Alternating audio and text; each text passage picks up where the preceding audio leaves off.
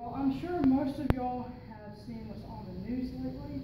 There's been a big controversy about the Confederate flag. So what exactly does it mean?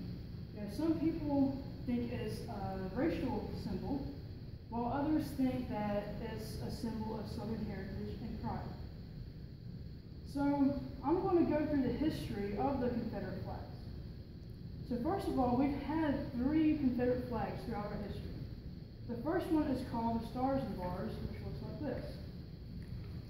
This came into existence March of 1861 to May 1863. The 7 stars represent the original Confederate states, which include South Carolina, Mississippi, Florida, Alabama, Georgia, Louisiana, and Texas. Now, the problem with this one is that it looked similar to the American flag, which is what the Northerners use.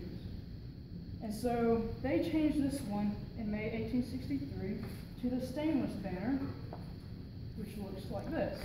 And as you notice that it has the battle flag, and I'll cover that in a few minutes.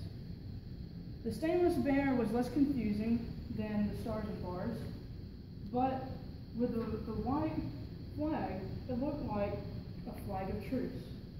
And so they changed it to the last Confederate flag, which looks like this. It's similar to the stainless banner, but they just added the red bar on the end.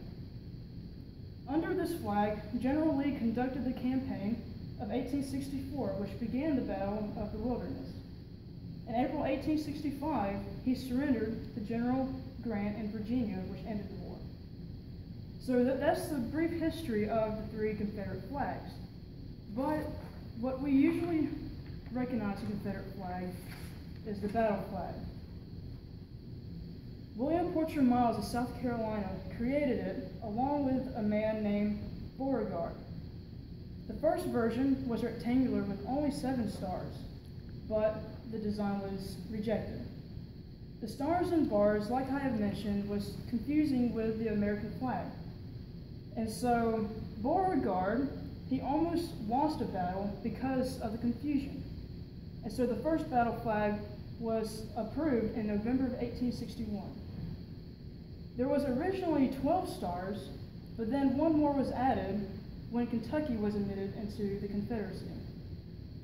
The completed rectangular version that you see was adopted in 1863 as the Naval Jack. General Johnston ordered the Army of Tennessee to use this version to avoid confusion of the other flags. So that's the brief history of the flag that we are used to seeing as Confederate flag. So where does race come into play here? Well, when people think of the Civil War in the South, they think of slavery. But what people don't know was that the North also had slavery themselves. It was just less popular. The South's economy in the Civil War was dependent on crops.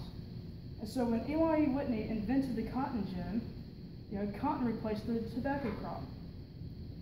And because of that, the economy of the South boosted. And cotton requires more labor, and so they needed more people. And so African Americans themselves sent their own people over here for all these jobs. And so slavery in the South was tied in with the South's economy. So most people who think that the Confederate flag is a racist flag, they think that the South was fighting for slavery, which isn't entirely true.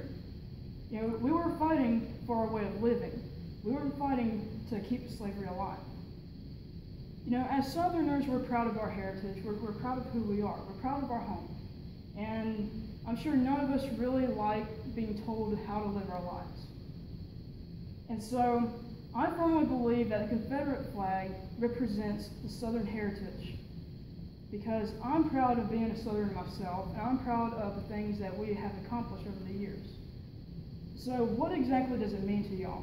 Do y'all really think that it is a racial symbol? Or are y'all agree with me and think that it is a symbol of our heritage? Thank you.